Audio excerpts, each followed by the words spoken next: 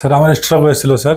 এক স্ট্রোক হওয়ার ফলে এক পাশ দুর্বল স্যার, বা আমার এবং বাম পা দুর্বল ছিল স্যার। এবং জি, আপনার বাম হাতটা নাড়ান। হ্যাঁ, হাতের আঙ্গুলগুলো মুট করেন। গুড।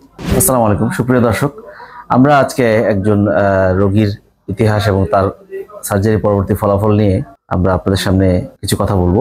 আমাদের সামনে উপস্থিত আছেন নাজমুল সাহেব। উনি সুদূর রংপুর থেকে এসেছেন। নাজমুল সাহেব, আপনার কি হয়েছিল? স্যার আমার স্ট্রোক হয়েছিল স্যার।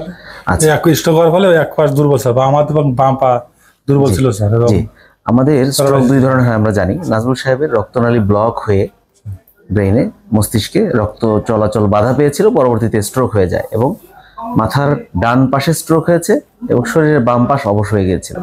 স্ট্রোক হওয়ার পরবর্তীতে আমরা বাইপাস সার্জারি করেছি।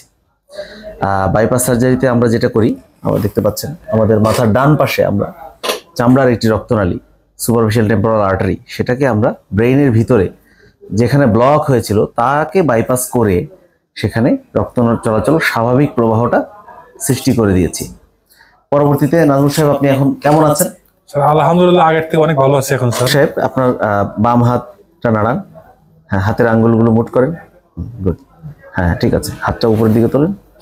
জি, গুড। শুকরিয়া স্যার। আলহামদুলিল্লাহ। জি, আমাদের এই তথ্যটা দেওয়ার উদ্দেশ্য হলো যে ব্রেইনের মস্তিষ্কের বাইপাস সার্জারি খুবই নিরাপদ এবং যে কোনো সময় রোগীরা করতে পারেন এবং এতে ব্রেইনের কোনো ক্ষতি হয় না এবং রোগী স্বাভাবিক চলাফেরা করতে পারেন।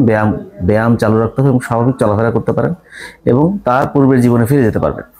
আশা করি আপনারা আমাদের আজকে ভিডিও দেখে উপকৃত হবেন এবং এই সচেতনতা বাড়াবেন যে ব্রেইনে বাইপাস সার্জারি খুবই নিরাপদ একটি অপারেশন এবং আমাদের দেশেই এই সেবা রোগীরা পেয়ে যাচ্ছেন। সবাইকে ধন্যবাদ।